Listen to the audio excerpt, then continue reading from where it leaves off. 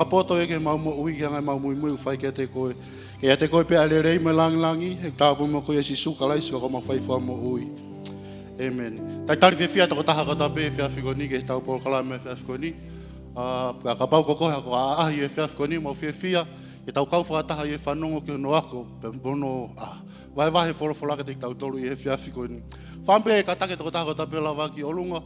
Tu e whainga maria ko ni ke kau hiwa ke nau omia hiwa fia. Mai kau tole fia fikoni pe te tau toko atu.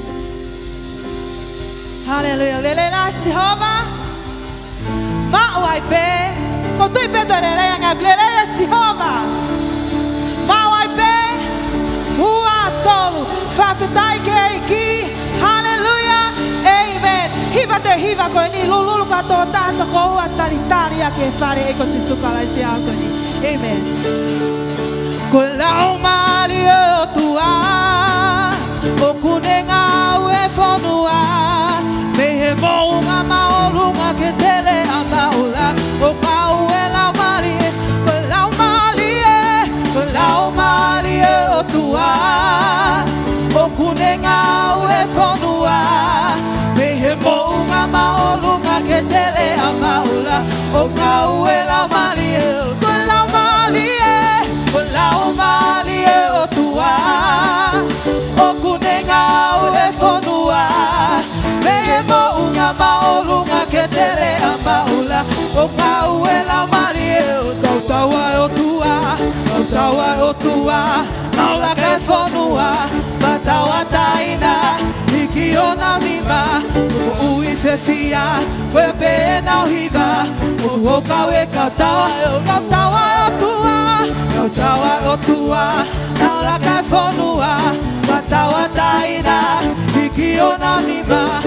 Ui fefia. Koe pe na hiva. O kau e kautawa. Koe lau malie. Koe lau malie o tua.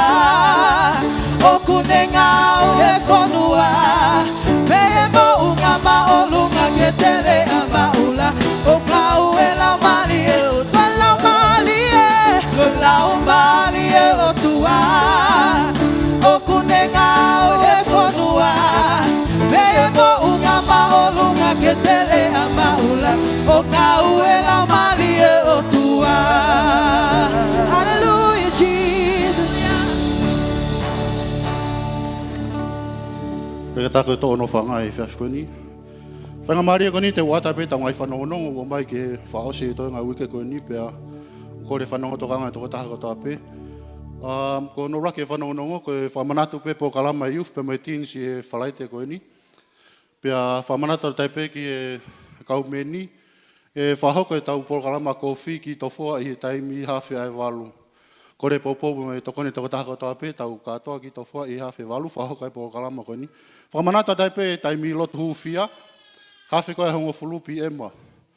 Whamanatu pimo e taimi lotu au tau lutonga whanonga ia tfoke ni tau aho wataha koe au kai. Pea koe ompe koe whamanatu e tau tole ngai ka venga lotu. Oku o mai he whaiwhekau ke tau mui mea i he aho wataha koe ni. Ko he sapate ko ni e whakahoko o whakempasi tau ngahi polo kalama. Pea ku kore poupou me tokone toko taha ko tape. Poupou rerei i he kempasi uku wahe atu ke kau ki ai whamanatu ai pe i e ngahi smoke lupu. Mau inga ke whakalere pea whakahoko taki ke whakahoko whakalere hoku lupu i he sapate ko ni. Ko no whaosi whamanatu ai pe Heart for the House. Oku imui he saati lava pepa ke mea ki ai o wakai. Ko whakamanatu pia te tau tolu. Ko ne tau whamon ke o tua i he anga ho tau loto ki he whare o tua pia o kore popome tō taha ko tape i he ta whaaki. Ko whakamanatu pia te tau tolu Heart for the House. Ko no whaosi pe mo ima oni mo ima teu teu. Wawe ke te whoki mai ko si sukala isi. Whainga maria ko ni ko kore ka asa.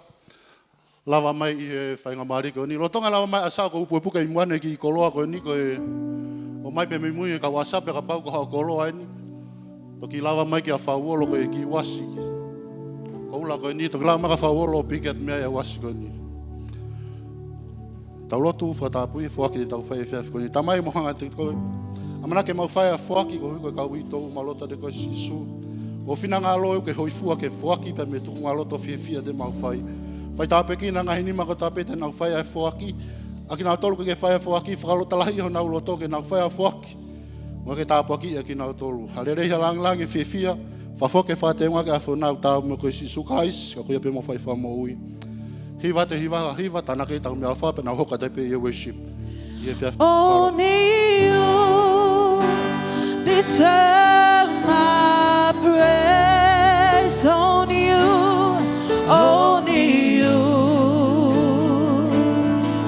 only you, only you, only you deserve my praise. Only you, Jesus, only you, only you, only you deserve my praise. Only you, only you, only you deserve my praise. Only you, Jesus, only you. Hallelujah. Kainga tawa o main ke mo meniti maho inga. Whao ke tau hake hu pa me whawheta ike o tua i e pōko ni. Whewhe ke lawa ke tō taha ko tau beki o lunga. Kainga mo oni au ku mo moko. Kau ki kai mo moko ai ai tauhi. Pea mo ofa e ki whai ke tau ngai mo ui. Lo ma taha wawes uraki. Ko eni e kainga o kou tala tai ke te mo tolu. Ko mea i he ngahi alo ofa o ngongo fua ai o tua. Ke mo o atu ai o mo sino. Ko e whei lau mo ui. Mo maoni mo lelei ki he o tua. Ai hapu tau pe mo ki mo tolu ke whai. Whewhei e whiawhi koe ni. Kamata ke whaatahta ho taloto. Kamata ke hiki hake ho tale o i e whiawhi. I o e ki o ku tau ia pe mo koe o tua. O ku tau ia pe mo koe mau whakawhetai. E mau whakamalo. E mau whakahiki e o tua. Tau ia pe mo kakai ke mau o hake. Ho mau lelei taha e o tua. Whahiki pe awhi o na ke maolo kataha. Hallelujah, Jesus. I o e ki o ku hounga. Whawhenai ke te koe Sihova. Hallelujah.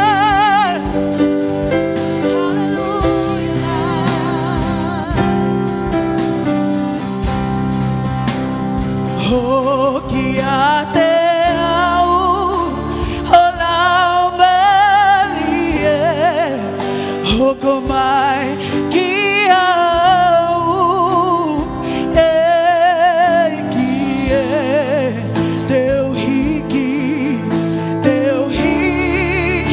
hoku niwa, koe tuku pā, ki hohua wā.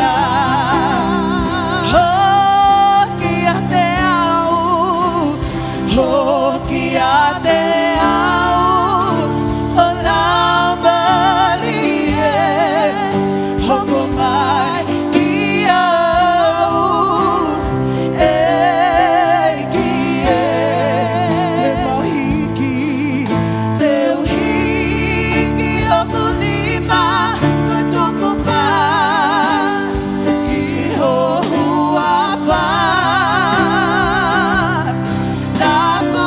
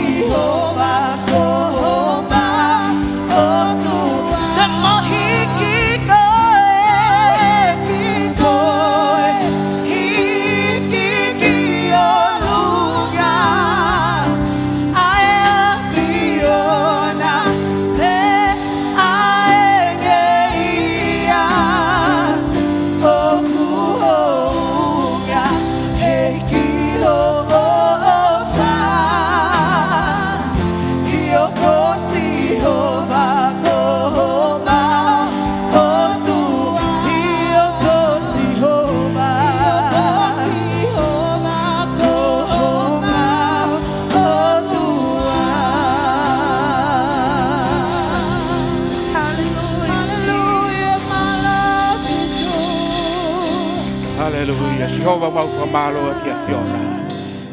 Whenga maari ko mau he whefkoe ni ke mau hau ko sayo ne ke mau whaigigi mo mau whawheta ia ai whafa ma onio ia whiona. Kai matoi o tua ke mau hu puno mo tau hiki ai ka koe a whiona pe Jehova ngai kau tau.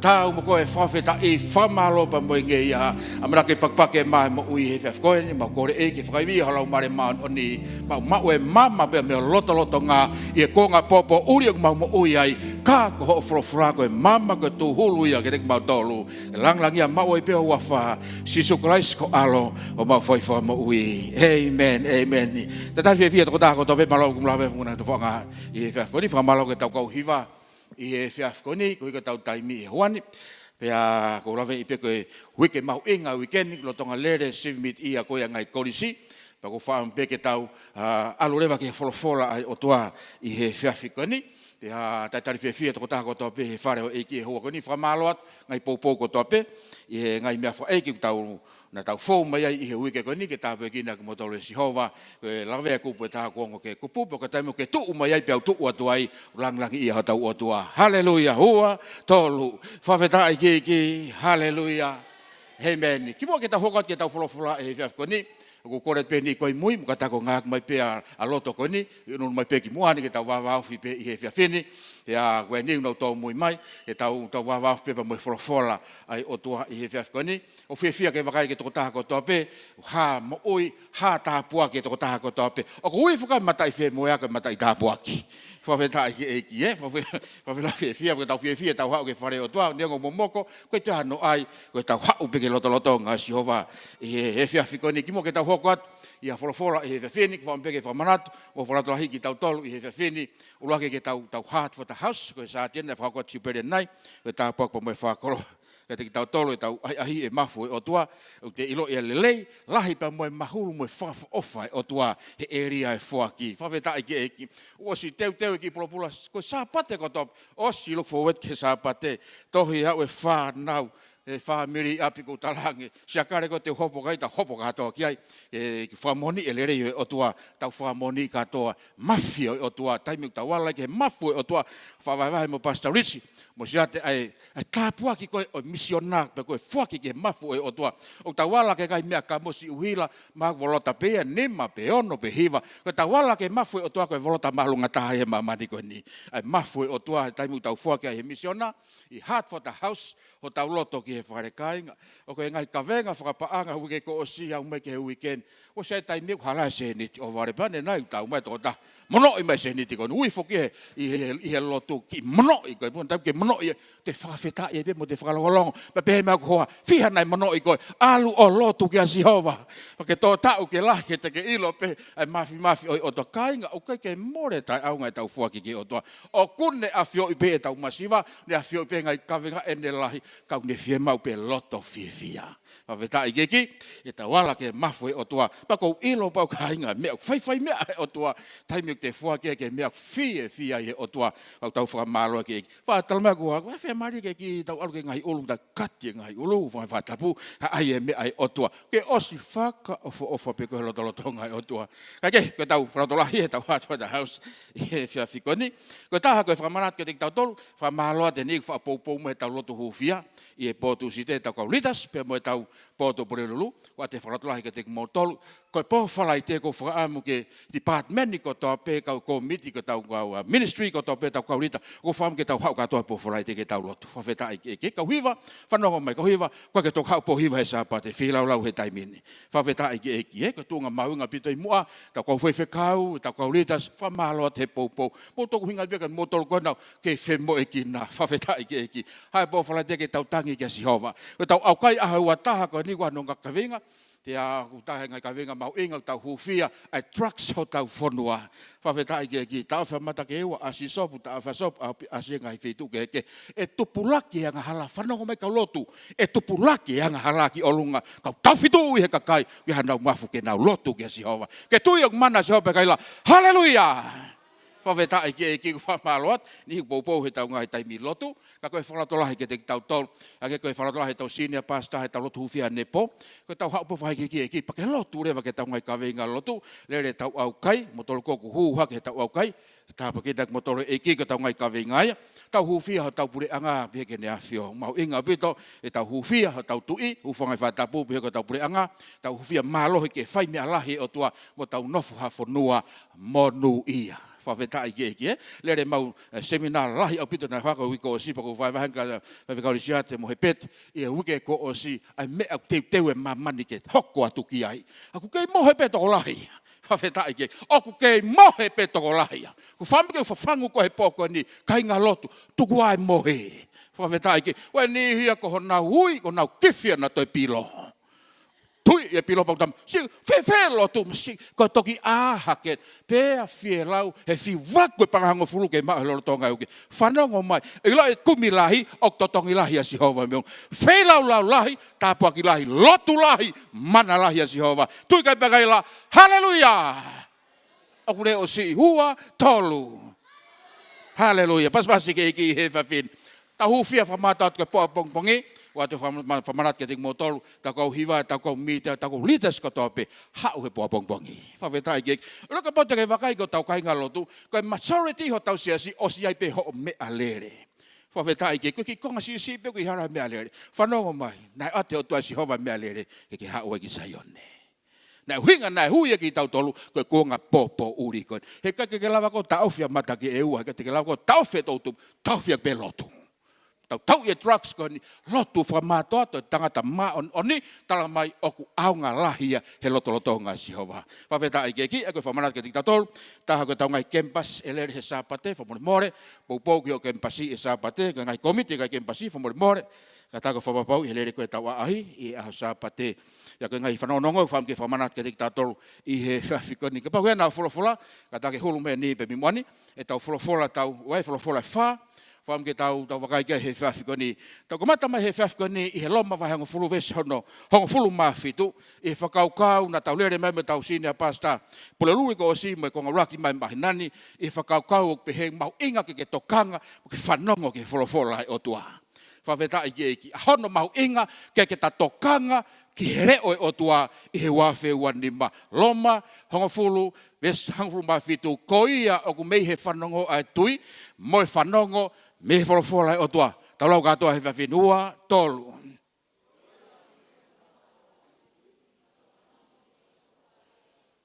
Hallelujah. Ko ia o ku mei he whanongo ai tui. Whawheta ai ki eiki. Pea koe tui ko ia, koe tui me he re o tua. Hoko atu e wholofola hono wa, whamore more, make vai whawe, songo fulu ma wha. Koe tangata tūtui o kune tūtui ai wholofola o tua. Hoko te ve songo fulu manima, whamore more. Te lau atu he whawhiko ni ve songo fulu ma wha. Koe tangata tūtui o kune tūtui ai wholofola o tua. Alonga ke he peluwa he wha ve songo fulu ma ua. Une talamai ka te ki tau tolu i he whawhin. Koe wholofola ai o tua, o kumo ui pea mālohi. Ia tau e meni ki ai. Koe wholofola ai o tua, o kumo ui pea mālohi. Wholofola wha o si te tau lawe kai anaiange, o kia e kakano e whakaukau, o e tau i taimi nau ke tau whamama mo tau wharatolahi, pa me he wholofola ai o tua i he whiawhikoni. He peluwa he wha, we songo fulu maua, talamai ke te tau tolu he whiawhikoni. He koe wholofola ai o tua, o kumo ui pea mālohi. Talamai he wholofola to hinga ka apostolo vai hango fulu maua, na nofo pirisone a pita i loto pirisone, whakamā ngarivare. Ka koe tangata lotu mo oni pe e nofo pirisone o whakawheta i ka Sihova. Koe tangata pe oku tokanga ki here oe o tua. Talamai he wholofola, oku mo ui pa koe ngatai, oku mahalohi a here oe o tua. Koe re oe tangata o ke whiawhiai, hoko e koe tāpuaki, o kune atu o seniti, o kune rea wharatolahi het ke te koe, ka koe paloparema reo e tangata, reo ta taupe, o kune whai tala noa tuku hifo, o kune whai e mau. Ka koe reo o tua tala mai, o ki ai e mo ui, pia moi mālohi. Ko ene mo ui ke ne whaake ho tangata i loto. Ko ene mālohi ke ne whakatu e amarakere kia ke ngāu e mai ki tu. Pau tala mai he wholofola, taimi koe na e lotu ai, e kai roki sia ngā apostolo vai nongo fulu mau, no whafoka pita he pirisone. Pau tala mai he wholofola o tua, lolo tonga pe mau mohe a pita, tai hange lono whakawa, tūki o lunga. Pau tala mai he wholofola, koe ne tūki o lunga o sei ni e nima pa moe vae. Ka koe taimi kona luia pita i he foi hala ko ia i he piriso ne honoloki hava pe matapa ia te ia pe. Hava pe nima mo seini he vae pa mo nima hamo pe ia te ia pe. O ku kai koe reo e tangata ne veteki e seini. O ku kai koe reo e siasi o ku ne veteki e seini. Koe koe reo e whai whekau ne whakahava ai matapa tae malawa. Koe reo pe o Sihova o ngahi kautau o ku ne whakahava ai matapa tae malawa. Ke whamanatu ke Nukalofa Church Family i whiawhikoe ni o ku mo ui pea malohi ai wholofola e o tua. Ri e tohi koe ki lalo. Muhanga mai whiawhine. Koa te whatata. Ri e tohi koe he tuunga koe. Te ke alu koe ki api te ke hau he sapate, ke hiri pe iahe. O koe ke mau e futohia koe. Ka koe whekau koe ku os whamana vai loto, ka ke ka whai ki ai, tene whai e riu kawa ki hou ai whi. Ki hou whanau, heo mea whai paanga, ki hou mea whai sino, parapare mea whai sino, tene whai e riu kawa, heo talamai he wholofola o tua, o mate tohi, ka koe reo si hoa whao i loto, o ma ui pia malohi. Paspasi ke ki hewa vini. Taha ua tolu. Whaweta ake. Mai rakse mea la wahe no valu. Musio ke kakai no hanga. O reject pe na hanga tukutuanga re o otua. Whangalo. Talmai he wholofula i ngai wahe koe ni. Na honge re o otua isilere aho koe. Pea talmai he wholofula na whatu tamaki. Mo tolu mamata mai he whaf. Ko hono whatu tamaki. Na lai whanongo e tangata ia. Ke re o e tangata. Nei kui ia whalala tangata ki he tangata. Malaia tangata ku whalala ki he tangata. More honoloto meia Sihova. Ka monu ia sias. O monu ia kau whaiwhekau. O monu ia kainga lot. O monu ia whamiri. O whalala ki a Sihova. He kohono amarakidere ngā Sihova. Paspasi ke hiki he whawhin. Hallelujah. Ka kuanga ko ni kainga. Te hanga ka kaia ake wholofola. Tukuange wholofola. Ria ke wholofola, pau tamai he wholofola. Na hau ia ke atunga na whakaofa pito Israeli, reko te whakawa motu. A hono tukuange e Sihova, pa tarange e Sihova ka Samuel. O te ke toi tangi mai koe ke te au, o te ke toi hanga mai koe ke te au, kori aki au he kakai. Kakai whakaofa taha he wanoa wani ma, ka koe kakai o ngau ri tek e wholofola e otua. Kakai o ngau whakatukutuku e wholofola e otua. Ah, me bongi alu. Lere ngā ue uta, tuku pefu wholofola ia. A pe alu, fai e pisi si tuku pe wholofola ia. Alu pe fai holoto, alu seo si poti, alu ki uta, alu ki tahi, fai ho ngā ue, tuku pe wholofola ia. Ko whē taimi ko hoko mai whatu tāmak, whē taimi hoko mai whakatua whakasino, o ku ke hau ke huke holo re o otua. Whanongo mai, o ke loi re o otua, koe ke rea noa ia ki hakakai. O ku rea pehe keresi, o ku rea pehe ofa, o kurea pehe tokoni, o kurea pehe tatak, ka ke whanongo mai. Hono make o e reo e otua, o kurea pehe hakiaki. Ka ko hono paloparema ka kai, no tukutuku wange e wholofola. Hei, hanga mai he whawhikon, koe kuanga wha o sien o tau mo ui. Kaka kuanga ke tatu wak, koe whaiwhekau au. No. O kou hiva marie, no way. O kou kau ke loto hufia. O kou kau ki he siasi. O kou matua toa pe kou kau he kau leadership team. No way. Koe kuanga whaosi, ai e wholofola ki loto ke pau. Hallelujah. O koe ke kumi mai o tua ke hiva maari. O ke kai kumi mai o tua ke he lotu maari. O ku kumi mai o tua ke tangata. Kai me he wholofola o tua. Ake koe tarateu peke te kitau tolu he whawhin. Mai here sonika te kitau tolu atu i vahe nongo fulmahiva. Tamai he wholofola o tua. Na hoko mai piwa ke tau ki Jerusalema. Sarikalape, Hesekaia. Pea talma he wholofola. Whanongo ko Hesekaia. O ku hau e whukau tau ko. Tangata loto toa. Tangata whalala o tua. O kune ilo i peia Sihova. Hoko mai o ngongo. Uliriu e lotoi. Kumingi e lotoi. Hau e loto foi. Hau e loto tairiri. O kuei pe taimi ta loto tairiri ai. Koe kei whewheka peho o lotu. Koe kei tarat ke koki kansa. Koe ni hea koe ke toi whia lotu. O si mamako e tuia. Hau e whairea koe ongo. Tau whanongo kia. Kainga. Tau whia mai ngongo. Whakaloto lahi he siasi. Tau whia mau hao ngongo. Tāpuaki he siasi. Haka kai rea langa hake he siasi. Rea whakaloto lahi he siasi. Ka koe palopare mau tamahe wholofolahi ki konga koe ni. Ka kai ene na naurieri ake re o e otua. Paka hoko mai koe ki ai. Tala mai he wholofola. Whelau he koe tangata na ne manatu e o tua. Na hanga Hesekaia tangi ke Sihova. Pana talange Sihova ke Hesekaia. Fie maari e pe holo tō. Ko au Sihova te utau maa. O kilo e kawe o tua moha siasi. Ke kawe o tua moha famili. Koe tangata nofo ke wholofola. O kule reia Sihova. Alo ke tau wholofola he pōko ni ko hike tau taimi. Ta wosipe ke he walu e poni. Mutolo ku sivi. Mauloto at mutolo. Ou e whakakainga. Ou e whakamohe. Kai ako e resoni. He pelu vai wha. Tau wholofola he poni whamoremore. I he tohi. Matiu vai hango furu mātolu. Wholofola tau lere ak. Pai po stati pa moi whaiwhikau. Wike ko si Matiu vai taha tolu. Tau lere me vesi hango furu mahiwa ke vesi ua tolu whamoremore. Wakai me peki ai. Matiu hango furu mātolu vesi hango taha hiwa. O ka whanongo e hataha ki he wholofola o e pure anga. Ka o ki kai tokanga ia ki ai. O ku hau e toktahanga ko vi. O ne whaao ia na e tūtū i ki honoloto. Ko henia na ne mau e te ngā. He vehala. Ke paraporo ke talanoa whataatana sisu. I mea lalai e ua. Ke tangata tūtū i. Mo e pulopula aku ne whaia ke tūtū i. Pe koe pulopula aku ia. Koe re o ia e otua. Koe wholofola ia e otua. Mutolu koe tō uwhi. Ilo e siate mo peti mo vini. Ke te ke alo awea ki whai pulopula tofi. Ke hawak mo fute wha. Pulopula la lahi ke uwhi la lahi. Peni sini lahi ki he waka ki tahi. Ki alu ke he moana ki he ika la lahi. Huku loloto ki he ika la lahi. Whei lau lau lahi ke mau lahi. Whaweta ai ke iki. Koe tangata tūtū i. Pau me pulopula. Na ne whaluku mai. Pau tamai he wholofola i he vesi hongo fulu mahiwa. E whakau kau kon. Mana tu e tau kawenga he whiaf kon. Hono mahu inga ke ta whanongo mo ta tokanga ki he re oi otua. Paspasi ke iki he whawhin. E, kau whanongo. Kau whihui e te whiaf kon. Koe hae mea ku mahu inga lahi ke te kohe taimini.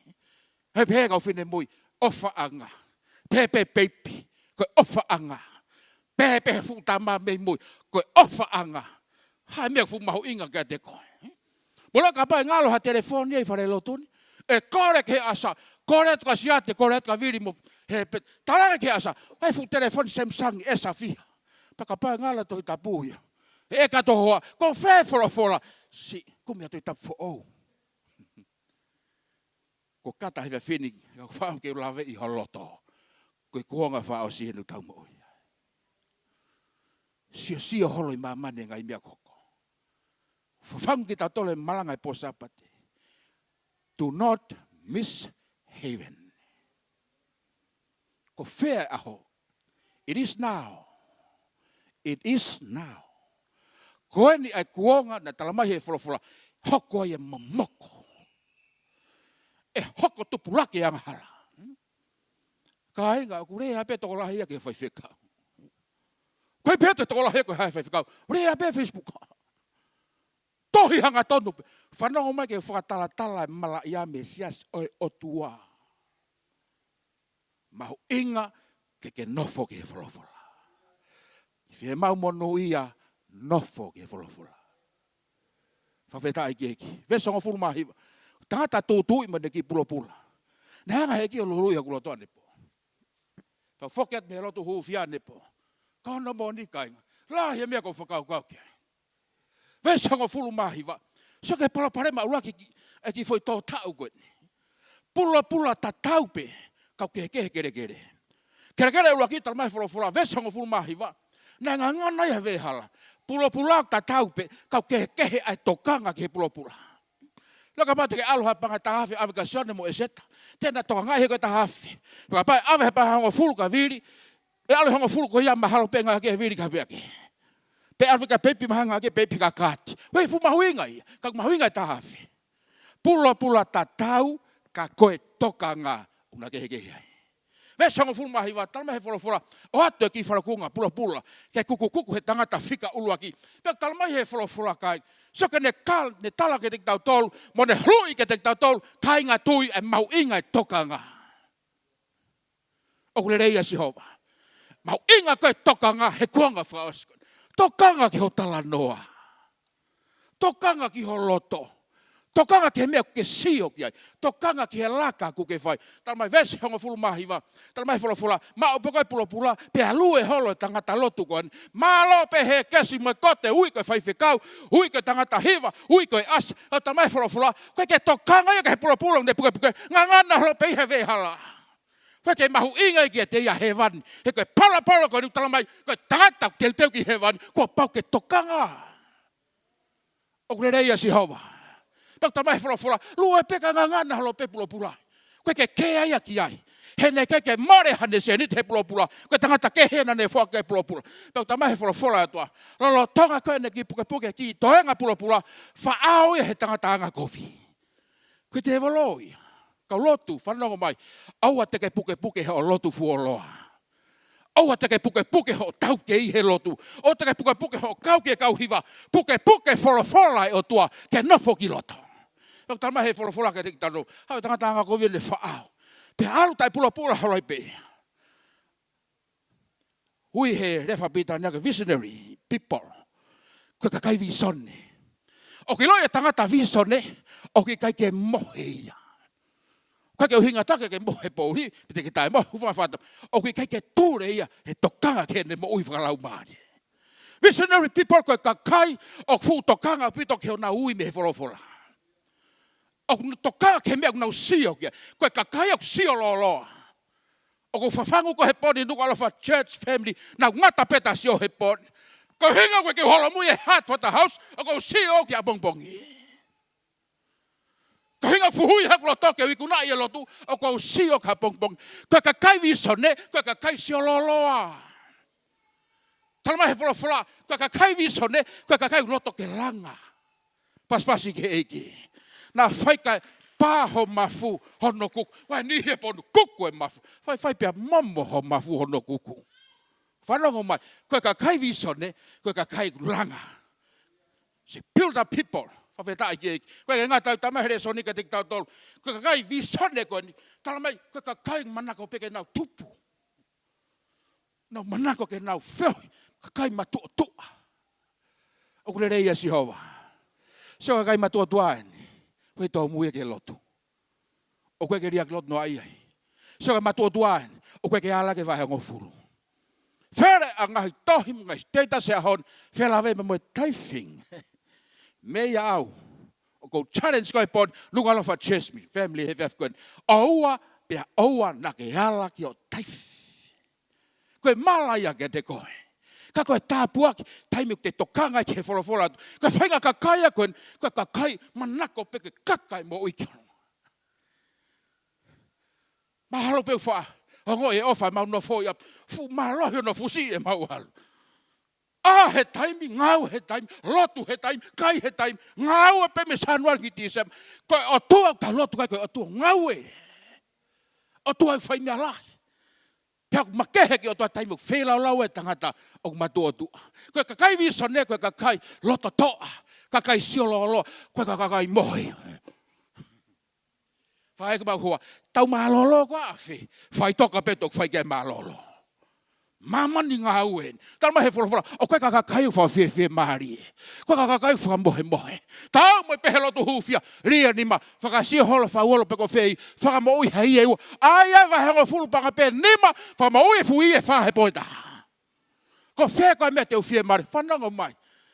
Visionary people koe ka kai tuku pā. Ka kai matiaki. Hoko atu. Tala mahe fola ka tiki tau tolo. Whaao ai pula kovi. He tangata anga kovi. O kilo e tangata visone, koe te whaao he te evoloi pula mea. O kune kuku ei e pula. He kune siok teu ke whai mea lahi o tua. Hoko atu, vesi, wanoa ke huata. Ka koe no ne mau e te ngā he potu maka. Koe e une whanongo ke fola. Pe mau fia. Hallelujah. Paspasi ke eki he whawini. Mari sa moa na pehe ke mo sesi. Whawhetai ki eki. O ne mau fia tala mai. Koe kere hono wa. Koe potu maka. Kere hono wa ki tala mai koe. Fuwe halawe ngā nganai pula. Ko kongan hono wa vesu ano ke vesu hono wa taha. Talmai fula puke halo pehe tangata ko nefu pula. Pea lue ka ngana lohe maka. Kolo toke alumaha kato fa ole reiki. O kilo tangata tota o koe ke laku noa ia pula. O kilo haunga. Koe tangata tota o koe ke laku noa ia holo pula. O ko ahi o tuku whakale rei. Pea miri a meria ke kore maha foi o fipa ke ilo foi ngata a. He ku ai o miri pe ai o whakaheka pe ai o tau i patoka ngai.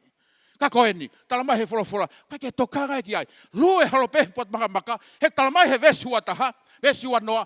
Na e fia he ne mau ki pula. O kule rei a Jehova.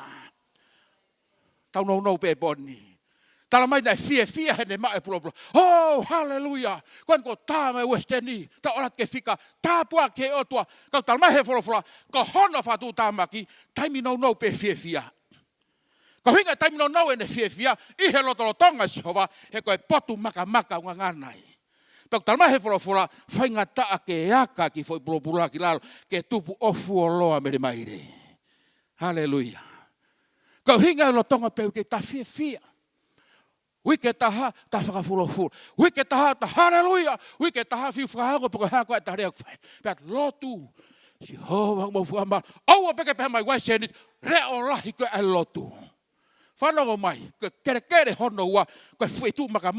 Koe ke fuoloa fia ai. Pe koe huia mo whakatokanga mo pore ke just, Nukalofa Church Family, e hanga ke whakaloloto pula, he potu maka. Meditation. Whakalau loto, ki wholofola atua. Au ke whema koe ke haka he whetu whaingata. Whakalau loto ke wholofola atua. Same uraki hulu mea nge whewit. Vesraki mo veshonoa same uraki he vekoni fo more same uraki vesraki ke veshonoa ok monu ia ai tangata o ki kai eva he whakau e anga kovi tau ki lau whakataha mange vevina mo mohe vesraki hua tolu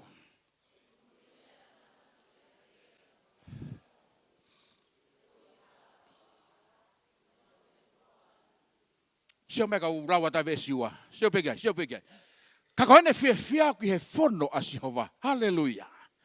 Peko ene fono o kune whakalau loto ai. Aho moi po. O ke pehe hau me whai monuia koe. O ke ila sa sifa na rihe repa. Rihe luo. Koe ke iloi he ne tamai. Koe ke iloi he kolo. Koe ke iloi he fonua. O ke iloi e Jehova. He koe tangata nofo ke wholofola. Peko tamai wholofola. O ke monuia e tangata. O ke eve eva. O ke kai eve eva. He whakakau e kakaianga kovi. Koe e ria ke whakahi pembea. Kau talamai ka teki tau tolu. Koe whahinga monu ia koe. O talamai he wholofola. Koe tangata o nofo whanongo pia tokanga ki here oi otua. Ila taimina ria so sifa ki he luo. Koe ne mene whai. Whakalau loto pe ke wholofola e otua. Koe lahianga ho whakalau loto ke Jehova. Koe lahianga lo loto me malohi ho loto i here oi otua. Koe lahianga ho whakalau loto ke Jehova. Koe lahianga liriu tene whai ki ho whakaukau. Paspasi ke iki. Hallelujah. O kune whamanatu ke te ki tau tolu. He whiawhiko ni kainga loto, whanongo mai. Rahe ngai mea tau whakalau loto ke hea. Te hau e whai o ngongo whamai, te toki nofo ki ta mo ua ki ai. Paka loloa nge te whanongo ke ngai tānoa negative. O ni hangai a ngai hotoloto. Paka te sio me ki ta hangai kogu. Nari aki koha motu. Whaka ofa pita whainga sio. Au pehe ni hiok sio pehe mai taimini. Whaka ofa pita tunga whakalau mari hosio. Oku ngāhia te waloe ngongo peke toki whakalau loto ko ki ai. Pe heanga whewhi hono toki tua whanau mai. Whakalau loto ke here oi otua. So ko hanga ne whakalau loto here otua. O whaikov me kakai, taimo ke whakalau loto talamai e mātiu.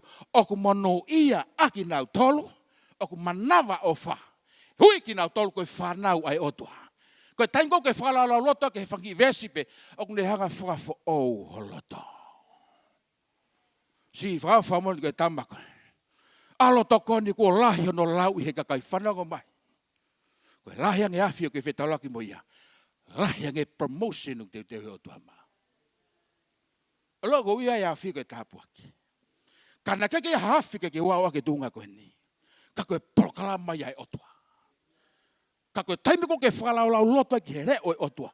O ne ngahui ho loto ke toa. Se ko tala loto te hewhawhin. Ke taimu ke whakalau loto. Tala mai mo apike te au. E awe tau whine ki o whaito. Whaito o e whitu mano hi wafi.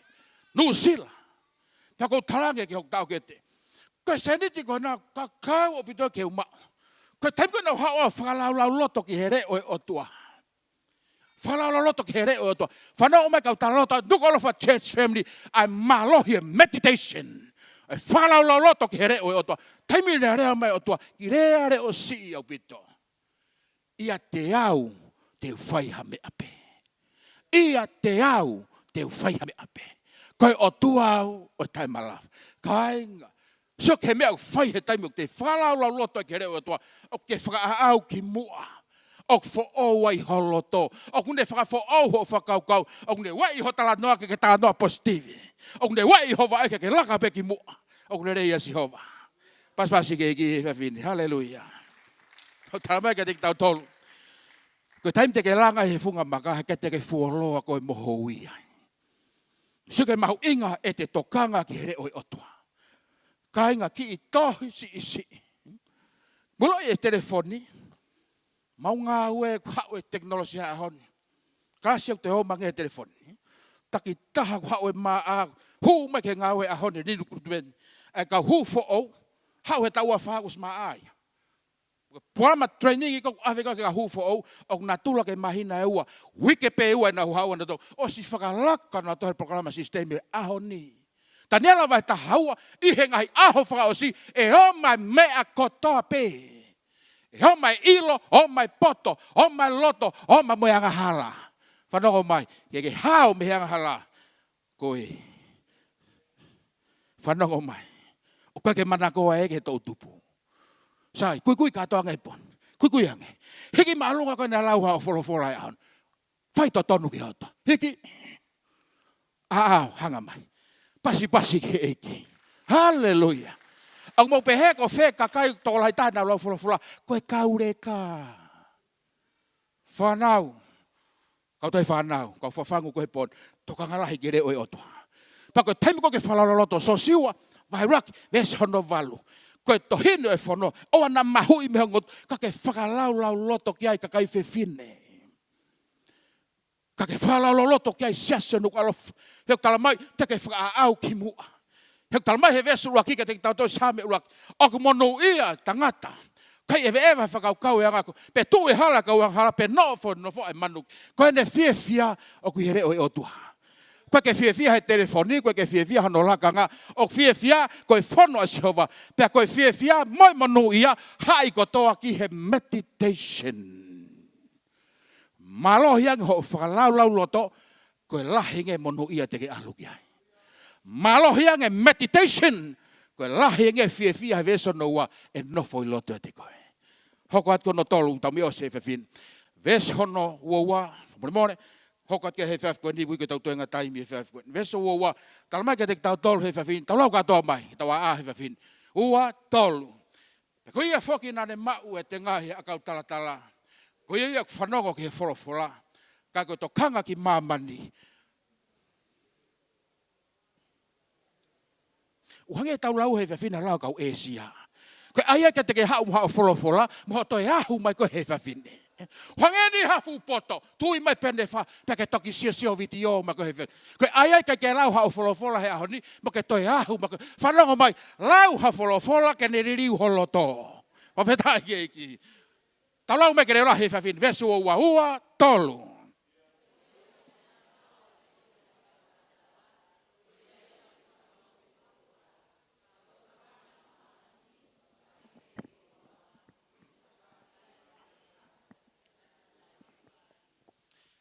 Kai ngau tau mi o se whawhine.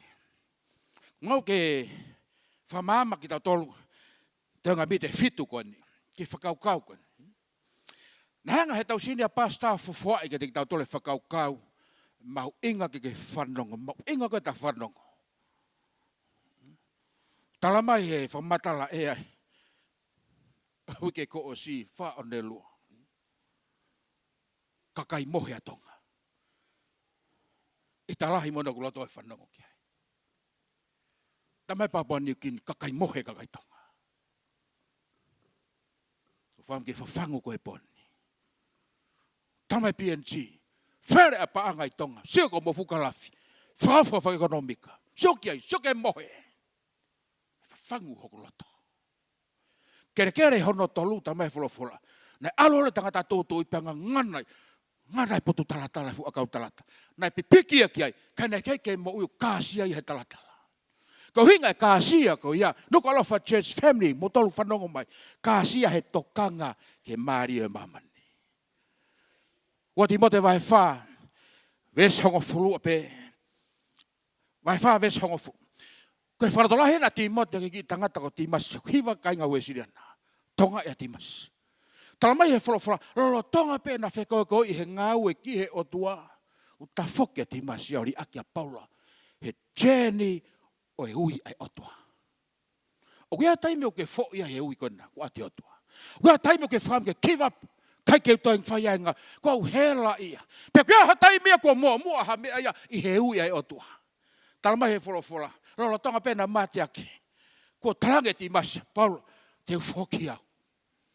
Pako hono mo o ni kainga. Pai hului meki vesi he vavine. Ko si aki au e Timas. Ko ofai aki he mamani. Pako alui ki te salonaika mo kiri sini kare tia tai tosi. Tari me tia. Ko ofai aki he mamani. Kainga. Ko homo anga re oi o tua he kuanga whaosi. Meha siasi. Meha famili. Meha kaurita. Meha tautupu. Ko tai tokanga ke re oi o tua. Musio ki mamani a honi. Maria maman. Ka taha fas whakalotu, e tu uma upeto o lahi. Ko taha fas whamamani na whailotu ufia, taha mai fu fas meholo. Pako taha ka lotu ufia i mui taha mai ki muani. Os mahinok mu i loto pe motolwe. Kale ko mamani wahano Maria.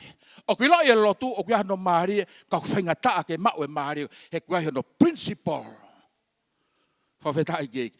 Tange Timas, Paula, alpe ako fai e lotu mo malanga. Ko hau te ufoki aki te saunaika. Fo i e loto. Handu e loto. More mate aki. More ofa. More kātaki. More tui. Tala mai. Alpe ako hi. Ta koe ko si tokanga tangata ki mamu. Ofa ki maman. Whanau mai ka whafangu ki tau tolu. Nuku Alofa Church family. Ka pau he kai teke mo oni mo re oi otua. Teke ofa ko ki mamani. Ko haa pia ke story whakalotu. Ka hu hanga tono pahi ve fin ke whanau ke. Ko haa pia ke lere he lotu. O kune talamai story ke fasi ke ngaki. Ho ori ake re oi otua. Whanau mai ka whawhangu whaosiko. Ko he wani, ko e kolo o e kau matatari. Tangata ku nofo ke wholofola. Okay, hame ko pani lotu Okay, ke hame hewan ko mei lotu. Hange pe teu lotu. Mamani tuange o tua. Pau alu ke o tua tuanga mamani. Tange Timas fokia. Lau historia Timas no iku anga. Whaka ofad. O te ke gai ha tangata ha whai whekau ha sias ha kolo ha whamiri. Teneri ake o tua mohonore o e iku lelei. Kakamono ia tangata, nofo ki here oi otua. Ko ia homono ianga. O kule reia si homa. O hiko akau talatala, kasia e loto. Pati whaosi hewa fini. Kere hono whako, kere rei. I ves hono uatolo. Taramai e wholofola, Matiu. Tō hifo ki tenga ko ia, ki kere rei. Tamahi e wholofola. Nai tupua ke mea fu akau mo hono fua. Tolungo fulu, honongo fulu. Teau. O kui kai fua noa ia wholofola e otua. O ku fua pe wholofola tangata tuku ke ene tokanga. O ku peheka toko fia nai lau wholofola he sia hanu petke hiken nai. Te ke o varikau talato e fika. O kune tala mai ai. Kai ke mahu inga e wholofola ka koe. O mahu inga nge paanga. O ku mahu inga nge. O mahu inga nge. No. Kamata mo otua. Hula ka pai misi e wholofola i api. Kusilo poku hoa, tamatei me mea pingawe. Ka misi mea pingawe, tamatei me api. Peka pai misi api kua pingawe, tamatei uta. Tuku ke rea mai otua. Kelo e kuanga whaasi, kai anga e palafue. Kai hinga pe hue ngai, tenga hala, ki hotolo tone, kasia. Kai te tai tokanga ke rea otua. Ka pau ke mamahi, tuange rea otua, ke ne whawhiawhia i kai. Pau ngari siwa e amana kainga, Koe kuangani aku kehea tono ngahi. Mea whakai paanga e. E kumi ngā tae ngāwe. Talama he uri ka nika tau. Polo. Sio ko mou ngāwe. Hau pia si aina tata milionai tongani. Kai talamai pe tongang masiva. Talamai pe tongang mau whaofa. Kane ripe misnare ue siri ana. Kai na pe mena toka hau i tau. Kone arate ina si koe alu. Talamai e mafu koe loto. Pe kuke nofo ki here oi otoa. Talamai, ai pe koe. Whanongo mai. Koe kuonga whaosi. O whafangu ki tau tohe wholofola. Mau inga ke tokanga ki here oi otoa. O kure reia si hoa. Paku talamai fua. Te teo ke whaosia ke whawhinika kuose tau taimi. Area o toa ka Mosese. Exodus whanoto. Toko koe na honima. Koe uhinga toko. Kene ave koe ki mua. Ke ilo e mafi mo lahi oi otoa. Koe ku sio ke kuonga whaosi. Koe ke usio ha pesia koe masiva. Ko talatu pa ke whanongo kia. O koe ke usio ha pes masiva. I heku mo oi. I he mo oi keiki. Koe ke usio ha pes whakaofa. Talama he taki kia teo. Te ta ai pe ki mea koe ni peki. Heilo koe. Ko au koe ka ha pesia koe masiva he whakaukau. O ki kei ka ha pesia koe whakaofa he mui keiki. Koe ka ha pesia koe ri e kina. Koe ka ha pesia koe hola mui. Koe ka ha pesia koe foi. Koe pesi pe laka ki mua, he kou lau e wholofola, pe mui ki here o toa. Ka koe tangata aku langa he wholofola e o toa, o ki kairi aki e sihova. He lue me he nau, ki he nau. Me he lerei, ki he lerei, me he tāpua ki he tāpua ki. Paspasi ke ki he vini. Ka ngata me he whafkoni. Whamapopa ka inga koe. Whiri ke poate, ta wafe mafitu. Pea matata no me whaiwhekau ko mālolo. Tamai whaiwhekau ke ta pulu. Koe ngau e whakawhaiwhekau. Ko pau ke nofo mooni ke tohi. Oe a tangata tene whema o e monu ia. O ke lo e monu ia koe mea lere fo ou. Whare fo ou tamene kina. Monu ia koe panga lahe. Monu ia ko whare pau ma e palakuia koe monu ia. Tangata pe kulawa sio. Tangata pe tokanga ke wholofola. Kanga kapate wawahu ose tau tai mewa whini. Wawahe ai mea ne whakamatala he kau poto hui ke kose. Mea ta tau pe kumalanga mea tau whaiwhekau. Neka ke utalanga ke whaiwhekau. Ko warea ne hau he posa pate. Meses ta tau pe. Ne au mahe kau muri poto pe ruhi kose. O kei mohe pia tonga. Kea aho teke masivai. Koe fo ui pe ho mohe. Mohe ngai whakatua sino. Mohe whaalotu. Pako whafangu koe he whewhit. Talma he whewhekau pulu. O koe ilo e meria o e otua. Hamu pe tangata whilaulau. Koe meria o e moi keiki. Hamu pe tangata whilaulau. Tangata nofo ke wholofu. Lotu ke mo one. Kainga ka pau ke sio ke tunga waho ki whamiri. Whawha whakasenit. O whamai whenga. Lotu ke lahi. Whenga whakatua sina. Teke seo pe hala he totongiak. Ke toki tari pe ki muri. Whanongo mai kau whafangu koe. Koe taimi koe teke tokanga i ke here o otua. Whanongo ki ai. Tene hanga riu kawalahi o loto keke. Pako whafangu koe nukola wa church family. Mo tolu mamata mai. Kake monu ia. Tuku ai mohe. Kake monu ia. O wharatora het ke te koe. Ko hinga kui kuna mau e pe whiri. Koe tau mohe. Tau whawhewhia mari. Ko tango koa. O ko siloi pētai mla. O whai wheka hano fusi e tau ngāwe. Mo tau lere. Mo tau mohe. Tau no foi api. Ka koe whakataataka o tū me mua hu atamai. He kai teu holo mui au me ai. O ko unu mai masiva whakapaanga lai. O ko unu mai whaka o whalahi ke whanua. O ko unu mai momoko lahi whakalau mari. Tangata aku nofo whanongo tokanga ke wholofola. Tana mai wholofola, o e whoi. Whalala mai katea. Aratu e ngā tamai, tau tāna ke seniti koe. Kainga, e mau mei whē. Tamau tau ke te, tau tak tāmano pe. Aho pe tolu tuk mai tak tāmano pe. E mau mei whē. Pau pe te ke tokanga mai. Pau pe tokanga ke re oi otua. Tene ngau he matawai fo. So koe mea te ke whaipolo.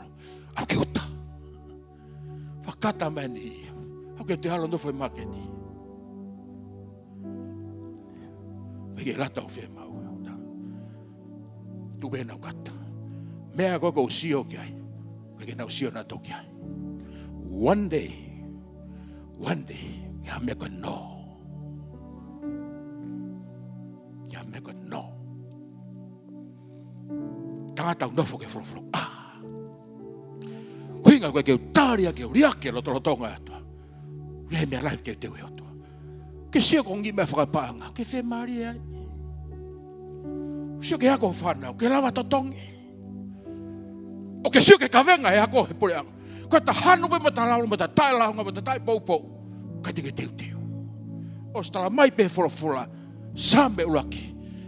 Aku mono ia e tangata. Whalaulau loto ke toi o toa. E talato pe o toa pulu. Alu ki apsia si tangu tuai.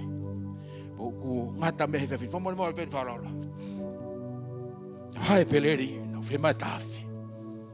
He pe se te pankia ko ki loto ke wei. Ku whawa se whewhi poni ko.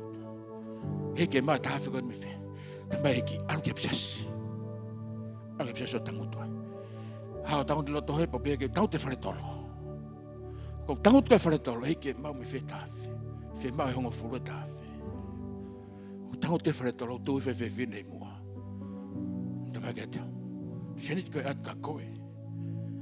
Tamai ke atka koe. Pea owa e tawhi. He is a miracle working God. Koe me teo tui au koe lotu koe mea kakai masiwa. No way, no way. Koe lotu koe mea tangata monu ia. Ko fui ke sio ka ngau. Lotu ko mea tangata poupou. Mea tangata monu ia. Ko seniti me fe. Ko ke umau me pange, ko ke umau me kakai. O mai ere o otua. Nofo ki ere o otua. Ni whawa whakaukau. It is possible with God. Yes, Jehovah ne malawa. Tamai mo whakamaloa ki a whiona. Whakamaloa tu eiki wika manawa. Whakamari o ke omga dek mautonu. Koe te ke omi noha eke whakaukau ko ni me o whaiwhakau, me o pani eke. Mau inga ke mau tokanga pe mau whanongo ke reo i awhiona. Tā koe mono ia o kai koe pange, o ki kai koe ngowe, o ki kai koe tautaipe. Ia ia rei mau he ngowe, mau he tautai, mau he ngawe, o ki hano ngai leri. Tā koe mono ia oku makehe, koe taimeg mau whakalaulau loto i ki o reo. Ke toi rea mai o e fōi. Kau whaiwhekau. Kau leaders. Nuk alofa church family. Taime o ke whakaloalo loto mai. O ke wholofola mai. Unu mai iawhi. O e fōi. Hako ke whiawhia. Hako ke tuipe.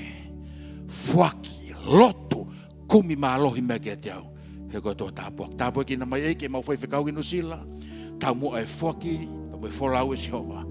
Waka sino mo le lei mo malo pani o tamo ekipe ke no hoa mo no fare fa mo no ia iki na tolo si hoa poate se ka tanta iki ka fine ka wito mo fa na e pogo no tolo mata mai ho ko en to ko folo fola ke ne fa manatu ne fa aki ne fa mama kit mau tolo mau inga ke mau fanongo toi fanongo pe